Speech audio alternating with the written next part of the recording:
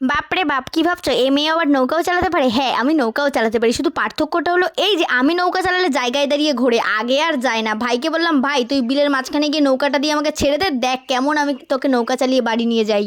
এই আমার হাতে নৌকাটা ছাড়ার পরে আমি এমন চালানো দিলাম যে চালাতে চালাতে পুরো কচুরির মাঝখানে ফেসে গেলাম। আর না পারছি সামনের দিকে যেতে, না পারছি পেছন দিকে যেতে, আমি তো পুরো মাঝখানে ফেসে গেছি। আর ভাই এই দিকে বসে বসে মজা দেখছিল যে দেখি তুই কি করে বেরোস। আমিও সেই পাবলিক, দেখো আমি মাঝি ভাড়া করে নিয়ে এসেছি। এটা হলো আমার এক পিসি, আমি জানি ও আসলে ঠিক একটা ব্যবস্থা করবে। দেখো ও আসতে না আসতেই সব কচুরি পানাগুলো হাত দিয়ে সরিয়ে দিয়েছে, আর আমি নৌকাটাকে বার করে নিয়েছি। তারপরে ভাই বলছে, সর, অনেক নৌকা চালিয়েছিস, আমি গামছাটা বেঁধে নি, তারপর দেখ কেমন আমি নৌকা চালাই।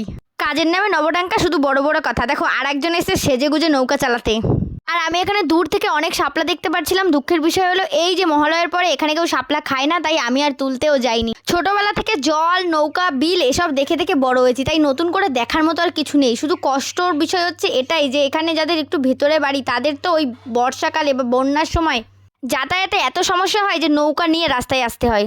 আর দেখেছো তো আমার গায়ে এত শক্তি যে একটা শাপলা তুলতে গিয়ে যে পুরো গোড়া শুদ্ধ শাপলা তুলে ফেলেছি। আর এদিকে দেখো আমার ভাই ভোদরের মতো এখানে বসে আছে, আর বসে বসে বলছিল ক্যামেরা বন্ধ কর, না হলে এক লাথি দিয়ে তোকে শুদ্ধ ফোন ফেলে দেবো জলের মধ্যে। আর এই কচুরিগুলো দেখো, আমি না ছোটবেলায় এই কচুরিগুলো যে পুতুল বানিয়ে খেলতাম, এটা হচ্ছে আমাদের সস্তার পুতুল। অনেকদিন পরে আজকে একটু বানানোর চেষ্টা করলাম, হয়নি, তবে হাতটা অনেক খারাপ হয়ে গেল। আজকে কিন্তু ওয়েদারটা অনেক সুন্দর ছিল, না রোদ না বৃষ্টি। আর ভাই আমাকে বলছিল একদম আমাকে বারবার ভিডিও নিবি না, আমি কিন্তু গামছা পরে আছি। আরে গামছা পরে আছিস তাতে আমার কি? তারপরে দুজনে মিলে অনেকক্ষণ ধরে নৌকা চড়ার পরে বললাম চল এবার বাড়ি যাই। আরে অনেকদিন পরেই চারোতে উঠে আমার কিন্তু অনেক ভয় লাগছিল, তবে অনেক মজাও লাগছিল। আমার ভাই আমাকে বলছিল যে তোকে দেখে মনে হচ্ছে তুই জেলে মাছ ধরতে গেছিলিস। সত্যি কথা বলতে আমার কিছুক্ষণের জন্য মনে হচ্ছিল যে আমি পুরো ছেলেবেলাটা ফিরে পেয়েছি আমার। আর আমি গাছ থেকে একটা পেয়ারা পেরেছিলাম, যেটা আমার মায়ের জন্য এখন নিয়ে যাচ্ছি। আর তোমরা অবশ্যই জানিও যে আমাদের এখানকার ভিডিও কেমন লাগলো। ভিডিওটা এই পর্যন্ত, ভালো লাগলে একটা লাইক করে দিও। বাই।